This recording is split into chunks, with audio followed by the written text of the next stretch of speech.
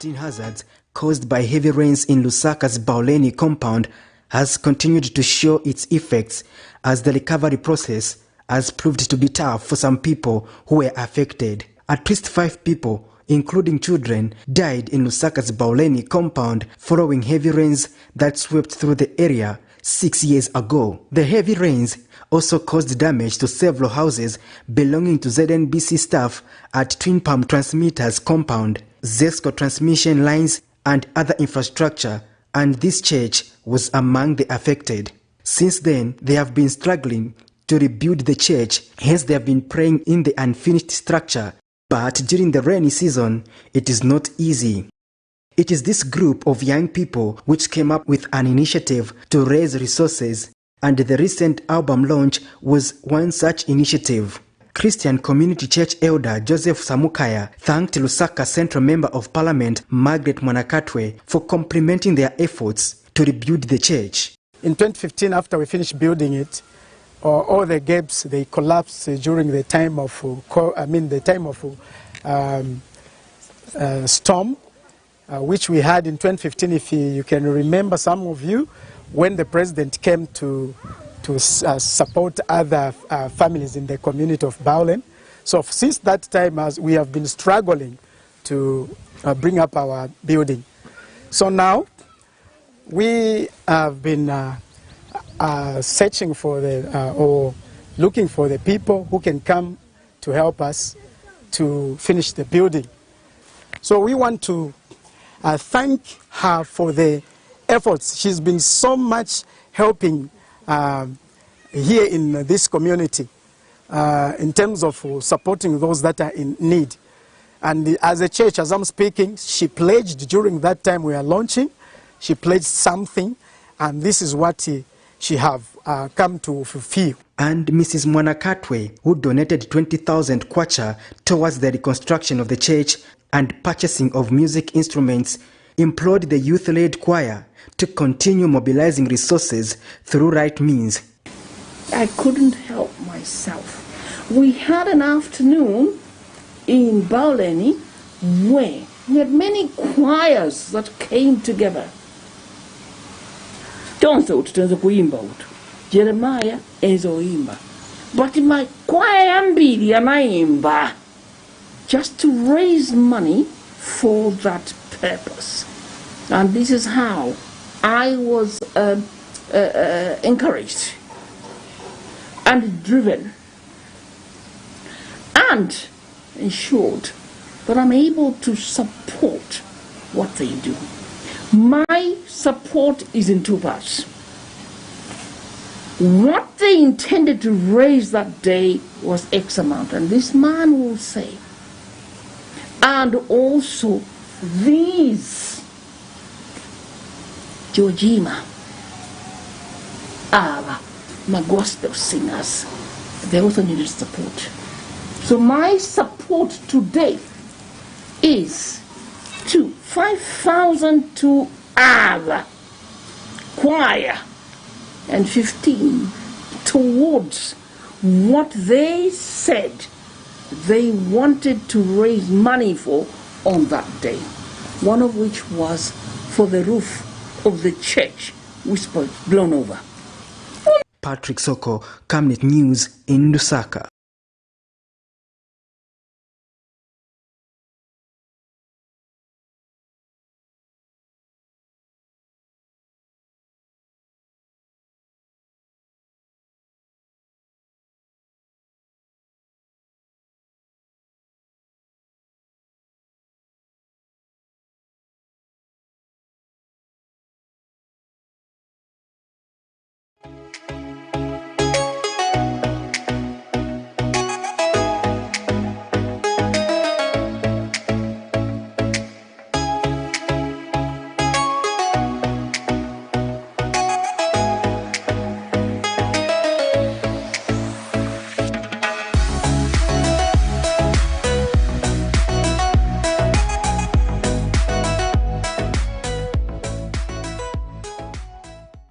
only 12 days before the Kabwata by-elections can kick off, one candidate from the United Progressive Party, UPP, Francis Libunda, has decided to withdraw from the race, a situation that has attracted a lot of reactions from members of the public and stakeholders. The UPP candidate has cited various reasons for his withdrawal, among them accusing a certain political party of fielding in a candidate who does not qualify to stand as a member of parliament. Socialist Party Vice President Dr. Cosmas Musumali has however accused the United Party for National Development UPND of having engineered the withdrawal of Mr. Lubunda, citing that the UPND is having challenges selling their candidate Andrew Tiengwa in Kabwata constituency, who he says has been rejected. And there are quite disturbing allegations involving the UPND in this whole process.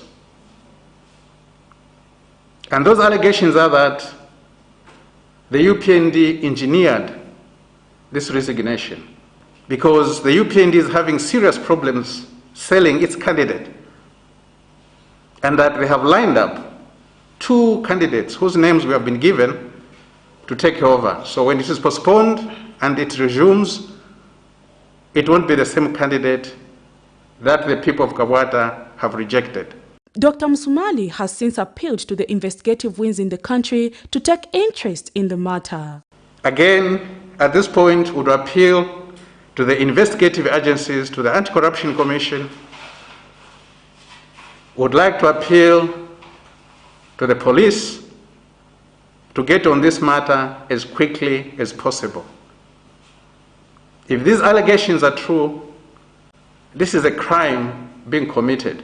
He adds that such a withdrawal is an abuse of Clause 52, Section 6 of the Zambian Constitution, and has appealed to the Electoral Commission of Zambia not to postpone the elections but allow the democracy of the country to prevail. This clause was not meant for people that will come into the race and then resign, expecting that new elections are going to be held. Our appeal is to the ECZ, the Electoral Commission of Zambia, that this issue should be treated differently. The campaign should go on. Meanwhile, the Patriotic Front has continued with its business of campaign in Kabwata constituency, where PF Information Chairperson Raphael Nakachinda has accused the UPND of having intentions of demolishing houses in favor of building a shopping mall in Mapuloti area of Kabwata constituency. There is a plan to demolish all the houses in Mapuloti, those cabins. Misaka in the Chilema has found friends who he wants to bring and build a mall there, displace the people and end up building a mall. This vote in Kabwata is a vote on behalf of the Zambian people. This is a vote to punish liars. This is a vote. And efforts to get a comment from the UPND spokesperson Cornelius Mwitwa over the two accusations proved futile by broadcast time as his phone was switched off. There is no response from the requested number. There is no response from the requested number. Prudence Chota, reporting for Camnet TV News.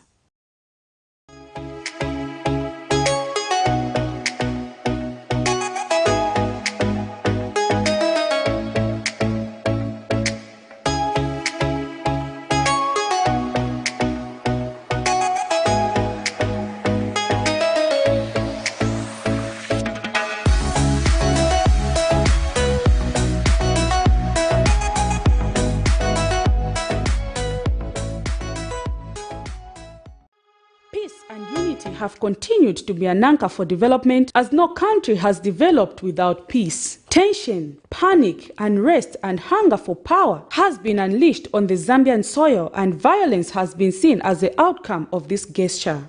The Southern African Interface for Peace has described Zambia as the haven of peace and is calling on the peace that Zambia has enjoyed for years to be restored on the land. Where we are going towards the general elections, we have seen at length that mostly it's the youth that suffers a lot. Unemployed youth have been used to go and hack, kill, and abuse one another for a token of 50 kwacha, 100 kwacha, and so forth. But this is a time when leaders on the political platform should be very responsible enough, to ensure that peace is instituted in every heart of every Zambian, from the youth to an adult. Zambia is a haven of peace. So anytime that peace is tampered with, We are tampering with our strong economic ties with outside countries, and we are also tampering with our destiny to build a vibrant nation, Zambia, that will accommodate youths and also women, to exert their potential in the economy and contribute to the national breadbasket. But if we entertain youths to go and to use youth for violence, Zambia will never develop. There will be no country in the world anywhere where peace is void and this development is not true. Peace is another instrument, a catalyst of development is peace. The peace mission is also calling on traditional leaders in the country to remain neutral and not take sides but condemn violence at all costs. We are appealing to all political players and also traditional leaders who are fond of taking sides, and we don't expect our traditional leaders to be abused by political mercenaries who give them some token of money and go and abuse other people. Zambia belongs to Zambians. Whoever is ready to rise to the occasion to rule the country, whether it's Tonga, it's Lozi, it's Bemba, it's Ngoni, it's Visa, as long as Zambia is with quality, Zambians are able to buy that manifesto and put him into public office. Yes, democracy is the rule by the people and for the people, but yet democracy is a wider market for competitive ideas. So what we need to see in this country is let the electorate be given something that they're going to buy and put it into good use. It is therefore a responsibility of every Zambian, young and old, to continue upholding peace and fly Zambia to greater heights. Prudence Chota for Camnet TV News.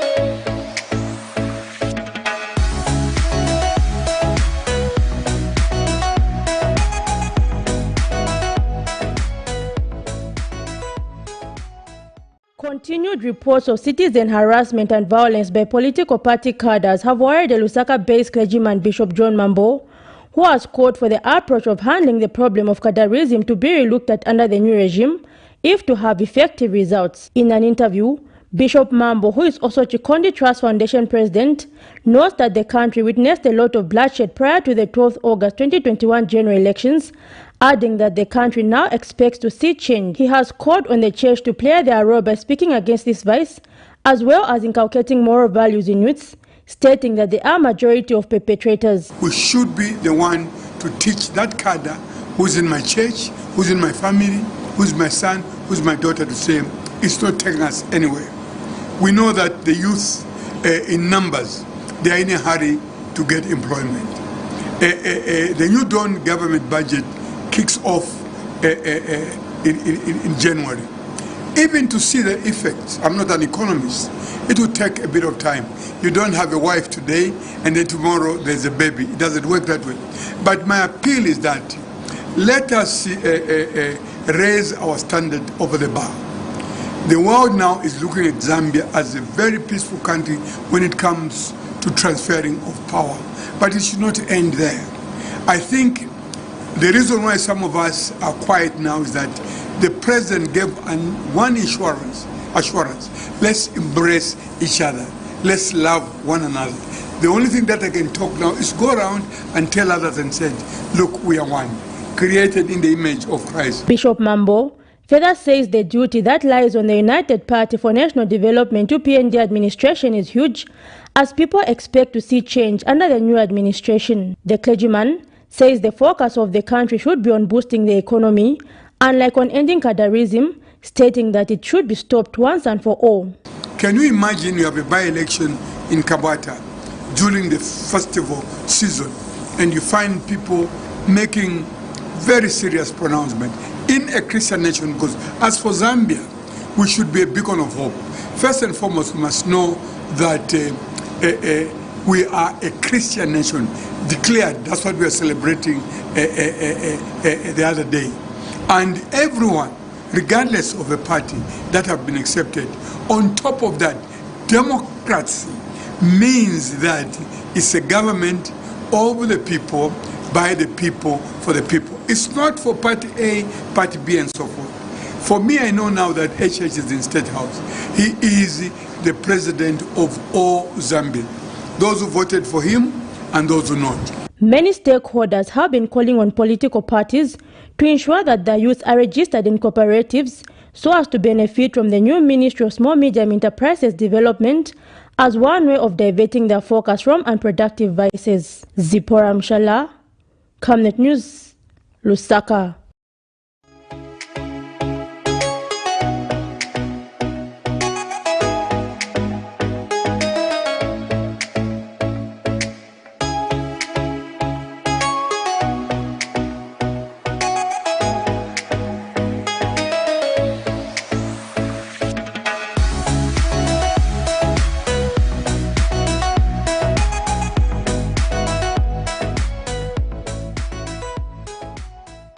The National Health Insurance Management Authority NIMA, while having a well-intended purpose, has come under a lot of scandals based on alleged inefficiency. These range from the lack of medicine in various service hospitals to alleged mismanagement of funds, as indicated in the Auditor General's report for the financial year that ended December 31st, 2020. According to the said report on the accounts for parastatal bodies, over 16 million kwacha was mismanaged on the establishment of information and communication technology systems (ICTs) from one system to another without proper communication. This has angered the Civil Servants and Allied Workers Union of Zambia, SAWUZ, who have called for an overhaul at the authority. SAWUZ General Secretary Mr. Makai was speaking to Camnet News. That is public service workers' money, which is meant to uplift and change their healthy status. But if management can go ahead and implement programs which are not even tested, within a year they change, that was very disappointing. And we call upon the government and especially the ministry where NIMA falls to disband the management of National Health Insurance Authority. A lot of our members are complaining that when they go to get a service from these NIMA-accredited hospitals, if it is a wife who is sick, NIMA will demand for a marriage certificate. If it is a child who is sick, NIMA will demand for a birth certificate.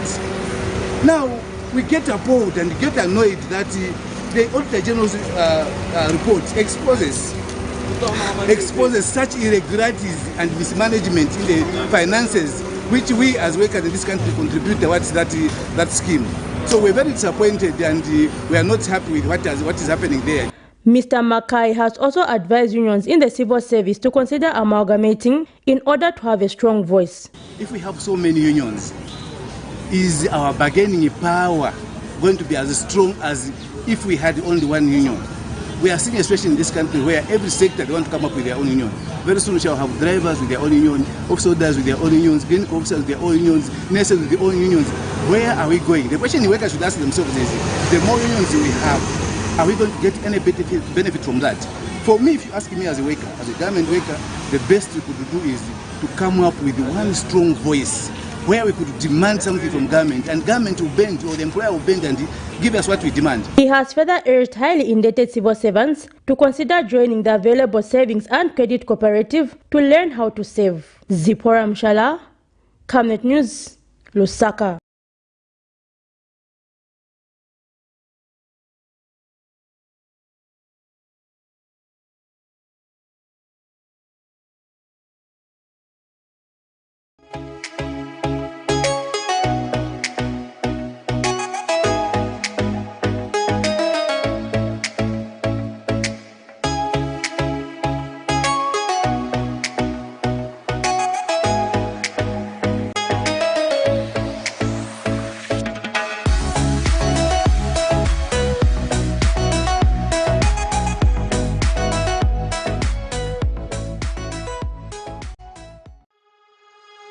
Introducing Kapi Lodges Kafiwe, a beautiful place to spend your night.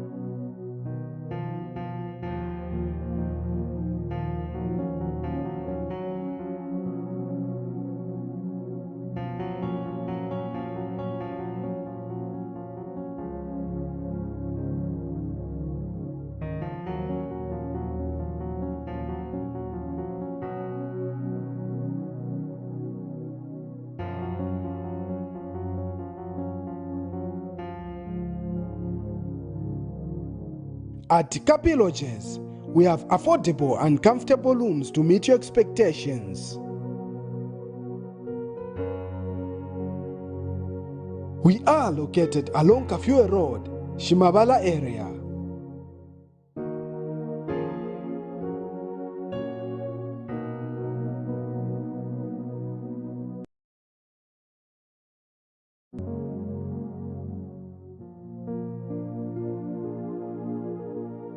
For more details, contact us on +260 979 476307 or +260 976 057123 or +260 764 700 003. Email kapilodges@gmail.com. Kapi Lodges, my second comfort, home.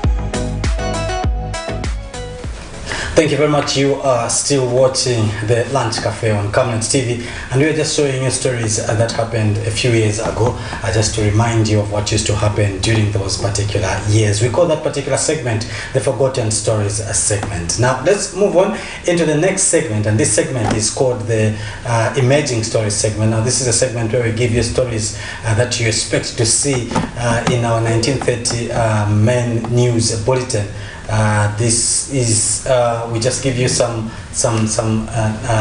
nitty-gritties of that particular bulletin that will be aired at 19:30, this particular event. So getting straight into it, the first story says the local Minister of Local Government and Rural Development, Gary Nkombo, says they will be announcing measures to combat cholera, which will be closing down businesses associated with the pandemic.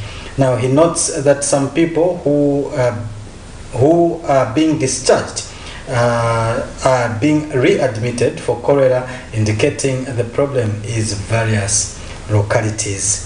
Now speaking when he visited the National Heroes Stadium, the designated cholera center, Mr. Nkombo says this cholera situation is being contained. Let's have a look at this. Say that the situation looks contained, and the staff here are doing everything possible to save the lives of the patients that are being brought in here. And I must say they're doing a commendable job. And the detail of what's going on in there, as I said, can only be transmitted by the line Minister of Health.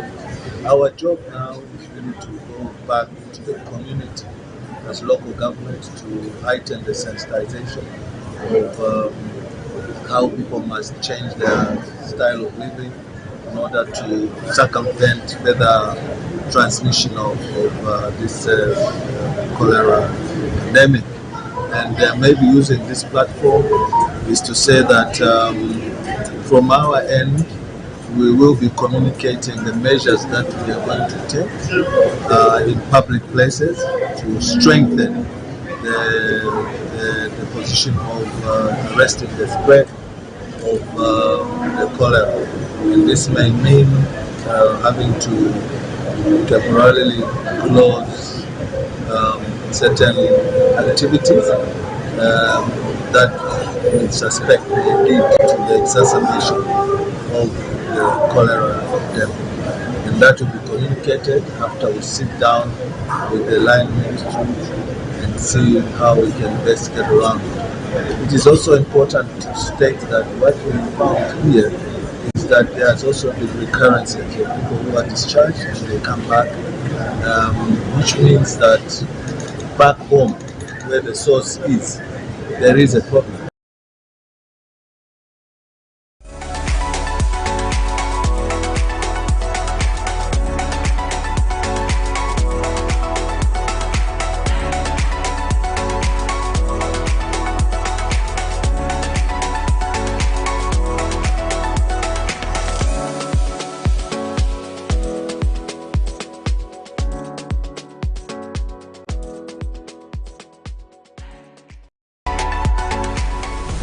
Moving on, another story that you expect to see tonight in our evening news. The Lusaka Central Member of Parliament, Mlambo Haimbe, has implored citizens to uphold good sanitation and hygiene to avoid contracting cholera. Now, he was speaking when he donated 500 bottles of chlorine at Katambalala Market. The lawmaker underscored the commitment and compliment to the fight against cholera. Now, the area member of parliament, who is also Minister of Justice, also commissioned the gravel road, which he said will soon be paved.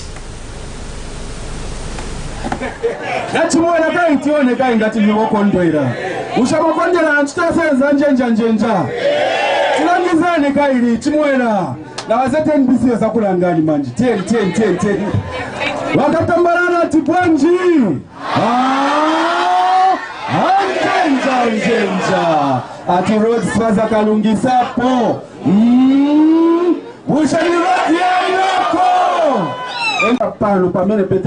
especially pano market Tigorisa, we have to make sure that we are selling our goods in hygienic conditions in a way that will not cause disease to spread. Please tell Timberana.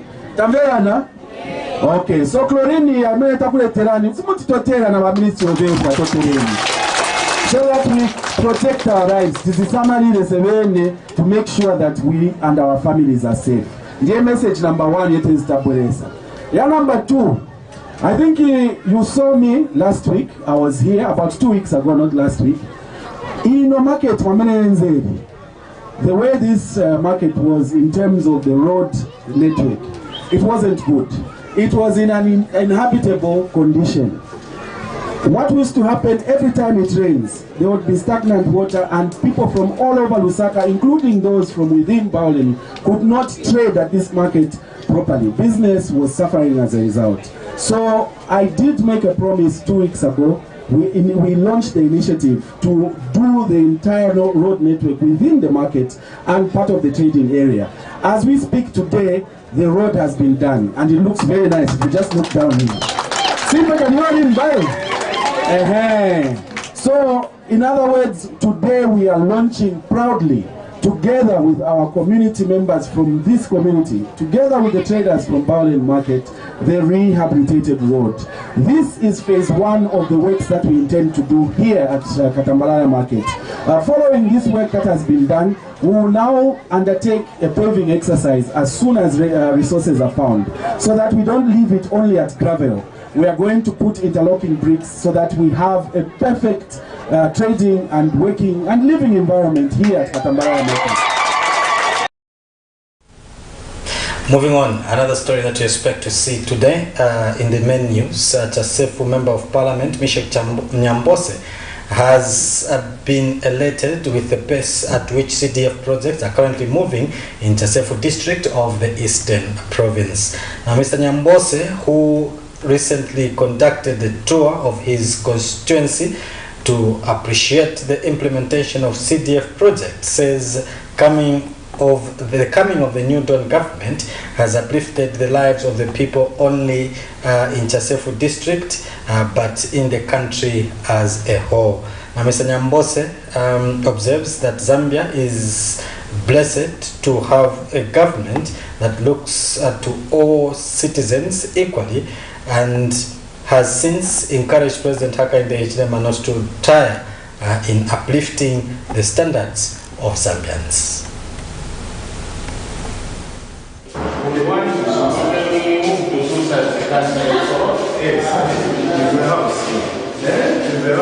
If you look at this masterpiece and you look at what was there, had the people of Zambia not brought this government and the president to change, we're not going to have this. This is deep in Chasefu. We are not in Musa, we are not in Kichkeni, but we are in Kajirime at Mswazi. So if the people here, the way they are happy to see this happening for the first time, they're excited. This is the government that we wanted. For me, I always say that this country is blessed. It's a blessed country because we are having a government that is looking at Zambians equally. So we want to encourage the president and the New Dawn to continue, because he is uplifting the lives of the people. So that is about the constituency, Chasefu constituency, and the CDF projects that are being undergoing in that particular constituency. Now we come to the end of today's lunchtime cafe. Don't forget to join us again tomorrow at the same time when we bring to you another exciting program. On behalf of the entire production team, have a blessed week ahead of you.